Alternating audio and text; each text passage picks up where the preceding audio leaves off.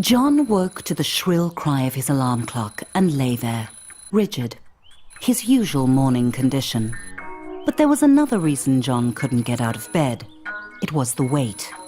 A weight that had nothing to do with his muscles or fat or sweaty blankets. John was weighed down by a piece of paper. The invitation to his high school reunion. From across the years, the words he'd heard in the schoolyard were still clear. You're a loser. No one will ever love you.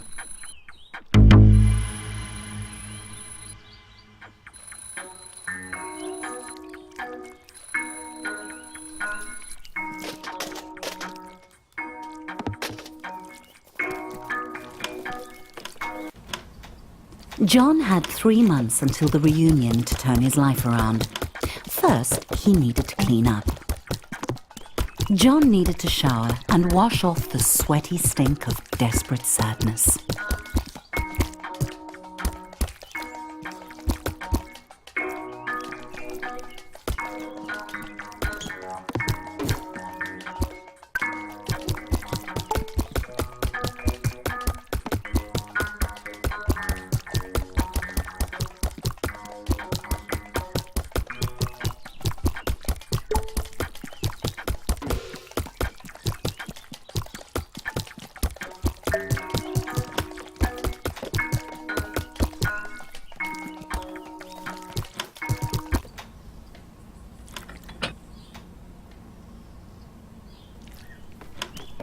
John called it his study, but it was basically for games and porn.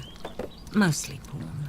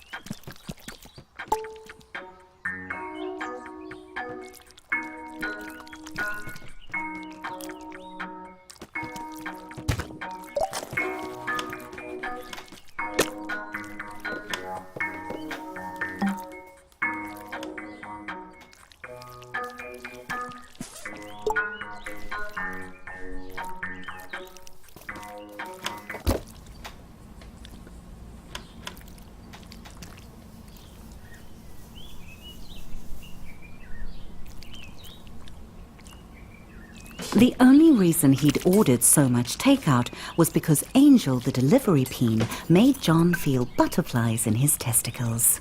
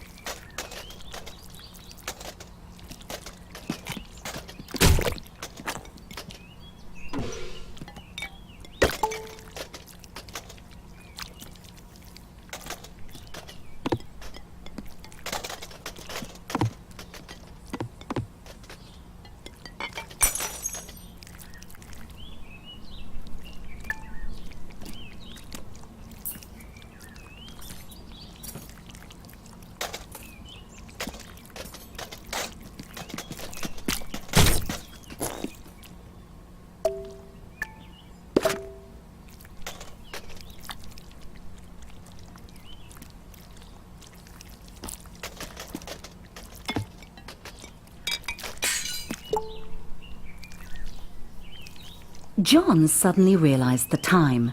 Distracted by his new drive to improve his life, he had become late. He needed to hurry, or he'd miss the bus to work.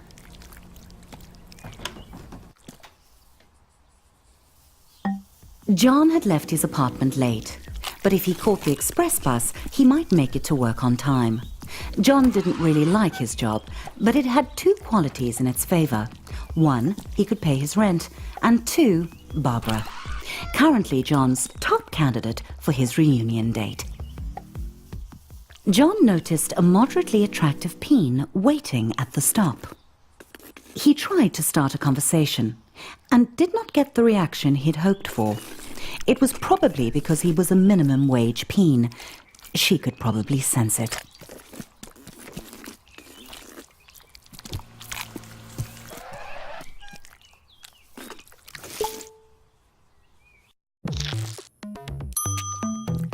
The office hummed with cold fluorescent lighting. The air was cold and stale, lifeless. How long had John worked here? Long enough to deserve better.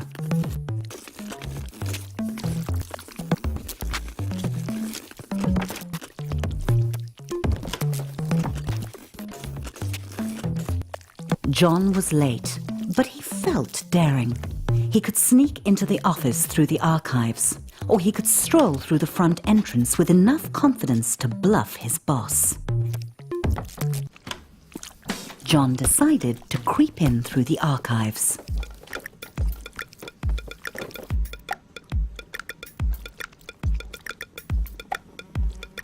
Despite the obvious flaws, John thought it was a good plan and not a recipe for humiliation.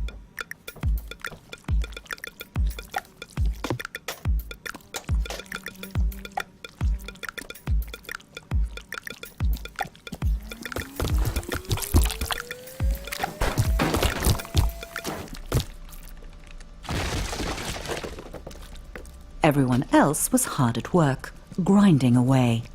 John might actually get away with this. The boss. He homed in on John, deluging him with spit and buzzwords. The boss ran out of synonyms for John's failings and gave him an ultimatum. Barbara would definitely not be interested in dating John if he was unemployed. He had to get to the quality assurance department.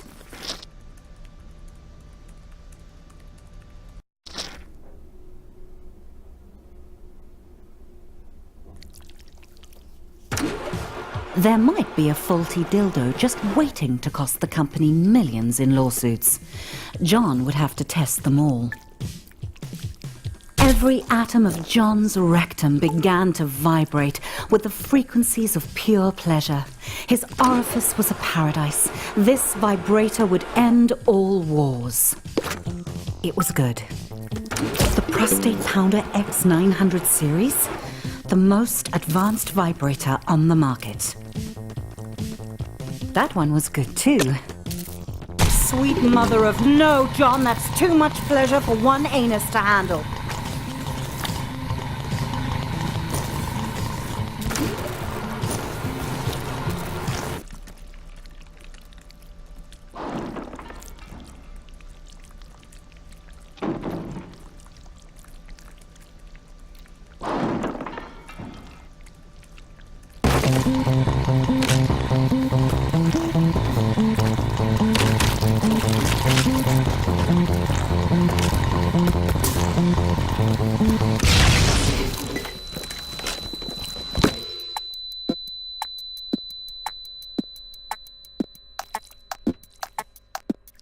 John's butt hurt, but his heart was proud.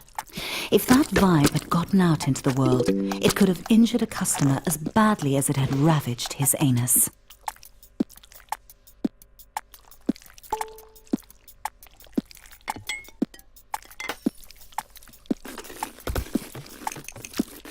The boss arrived and congratulated John on taking one for the team and jumping on the hand grenade, or in this case, putting it up his butt. John was having trouble following the conversation because he was quite high on suppository painkillers. And then the boss said it. Promotion. Finally, the company was recognizing John's hard work and ignoring his minor faults like lack of talent, constant lateness, and flatulence.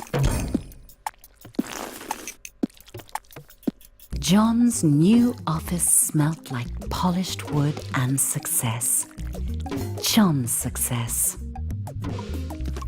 Sam dropped by. He'd heard John had been hurt. John said he was fine. He wasn't a softie to complain about a mildly ruptured rectum. Besides, he had a promotion to celebrate. John had met Sam in college during a sports ball game. He'd given him some stiff competition.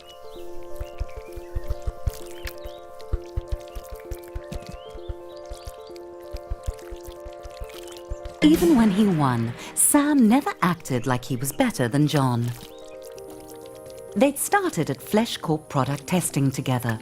Nothing builds a friendship like a long day of dildo mounting.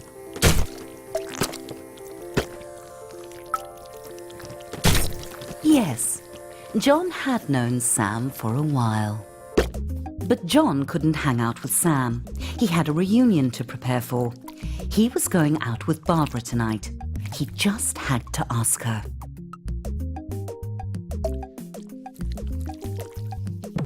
Everyone was quiet, listening to the presentation. A good moment for John to ask Barbara out.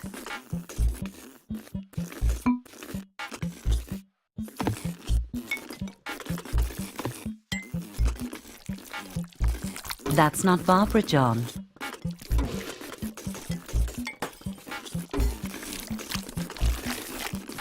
Barbara agreed. Well, she nodded. Sort of. Things were really going John's way.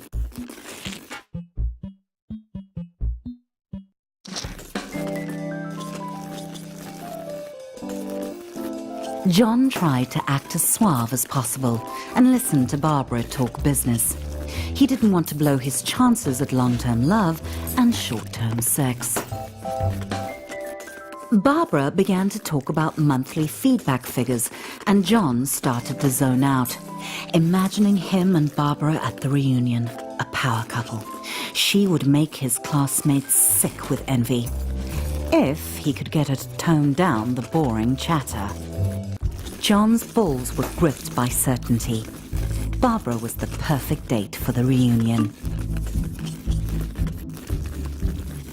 John thought he would impress Barbara by going behind the bar and showing the bartender a thing or two. Despite Barbara's protests that it was unnecessary, John knew that a true gentleman should follow her home. He was excited. There was still 3 months until the reunion, and he'd already landed his perfect date. All he had to do was seal the deal.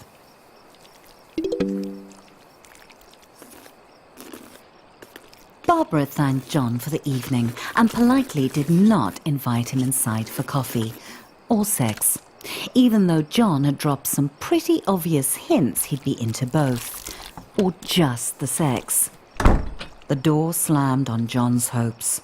He didn't understand. He'd laughed at all Barbara's pie chart jokes. He'd listened to her boring stories.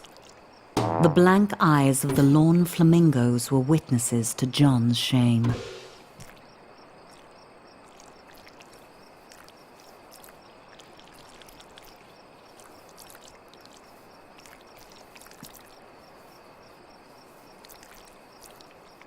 John began the lonely walk home, thoughts tumbling like shoes in a dryer. He had done everything wrong. Barbara had led him on just to humiliate him.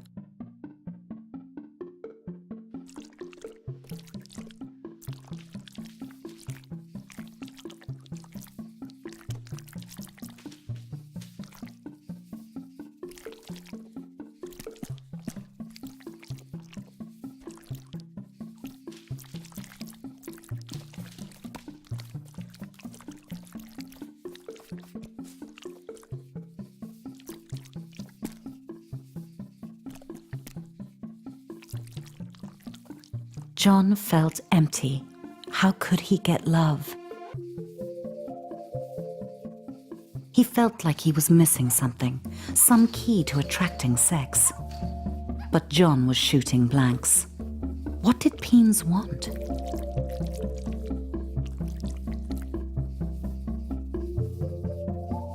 Then it hit John out of nowhere. Stuff. He had the success. He just needed to show it off. But where was John going to get all the stuff he wanted?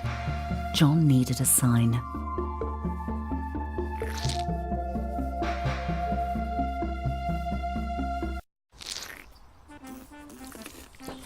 A new day, a new John. He waited outside his local buttload store for it to open, eager to spend his promotion bonus on stuff. The best way to impress women.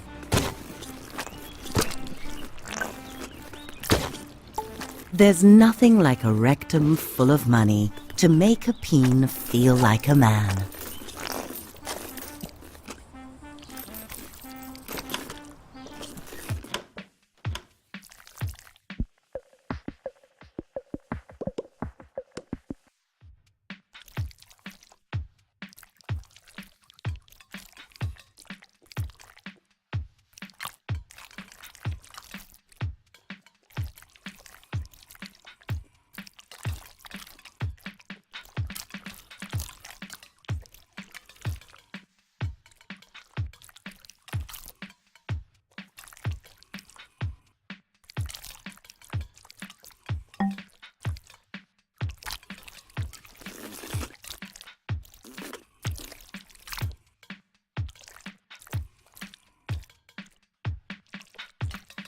Suddenly it occurred to John that he was going to make a lot of choices. And every one of those choices would tell the world who he was. Did he want cheese or sausage? What would a date think when they sat in John's home? Comfort or style?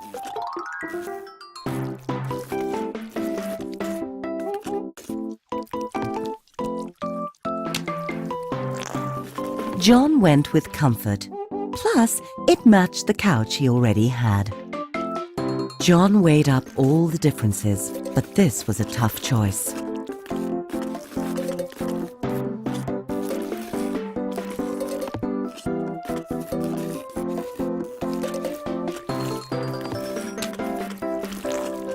John chose the extremely, obviously bad TV.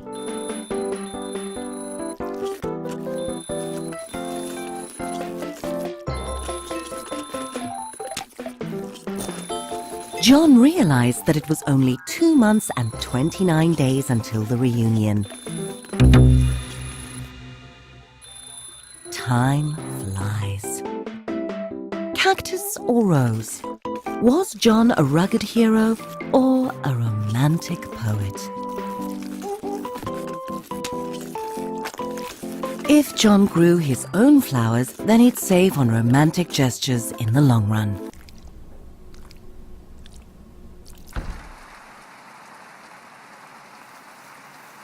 There was nothing John could take with him to the grave.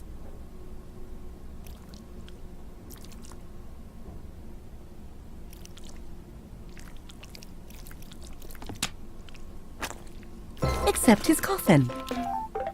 Death is inevitable. Style is not. John liked to get his pizza delivered. That way he could see Delilah, the delivery peen. She always made him smile.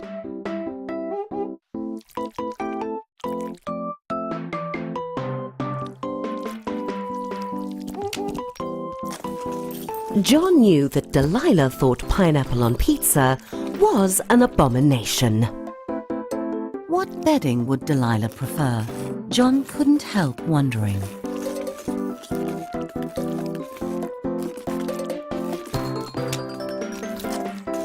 Pizza sheets would show her that John could also deliver in bed.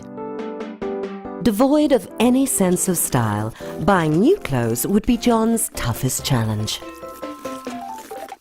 The silky fabric made John feel like a celebrity. John felt sharp and also like a phony. When was the last time John had been to the beach? nice fit, but could John pull off the colour? John might want to take the hem up a bit. It was a bit breezy, maybe for summer.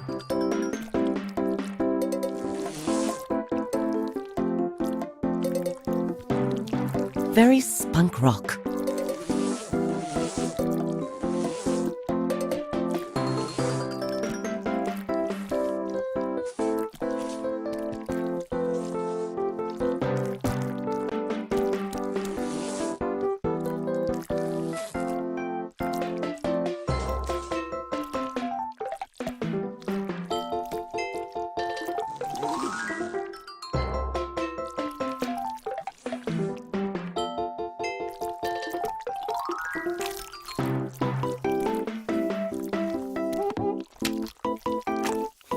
John decided to go with the outfit. Music, the food of love. Should John go retro sophisticated or just retro?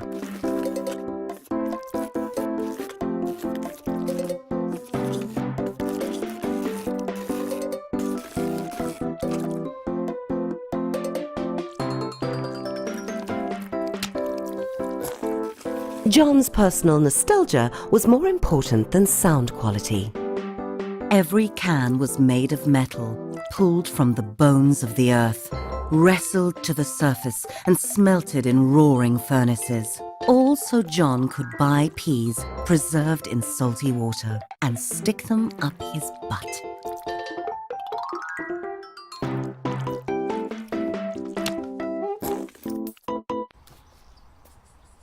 John's new purchases were on the way to his apartment. All he had to do was invite a date over. One look at all his stuff and they'd be overwhelmed with sexual desire. John felt proud and also hungry.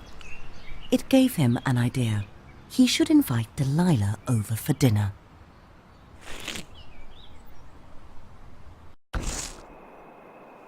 John was excited. Delilah was on her way. He just needed to set the mood to romance.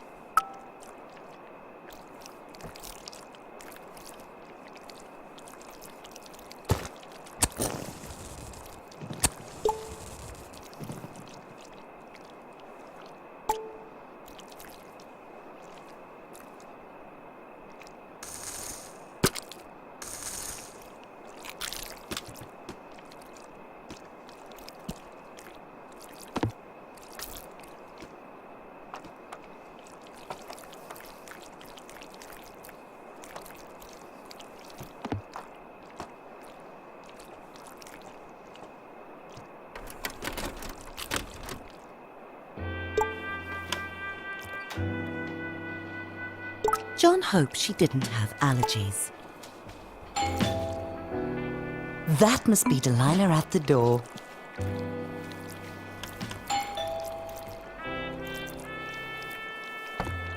The door opened and there was Delilah. John gulped down his nerves and invited her in. John could tell that Delilah was impressed by his stuff. It was time to crank up the mood to seduction.